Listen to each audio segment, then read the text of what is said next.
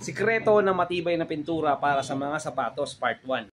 Kung nagpipaint ka ng mga bag mo or sapatos at nagtataka ka ba't yung ibang paint ay hindi na gagas-gas, yung iba naman ay mabilis matanggal. Ang isa sa mga sikreto niyan is yung finisher or yung nilalagay natin na coating sa ibabaw ng sapatos or ng mga wallet or bags para magkaroon ng anti-scratch film yung mga sapatos or bag natin. So kung gusto mo ng odorless, gumamit ka ng water-based. Kung gusto mo naman gumamit ng spray outdoor type, gamitin mo tong solvent-based. Yung water-based, ipapahid mo lang siya sa ibabaw ng mga napinturahan mong surface, tapos i-heat gun mo siya or patuyuin mo siya for several minutes. Huwag mo siyang masyadong kakapalan para hindi mag-oversaturate, para hindi siya magbukang plastic tsaka namumuti. Kung spray type naman, spray mo lang siya sa ibabaw ng sapatos or bag 15 to 20 cm away.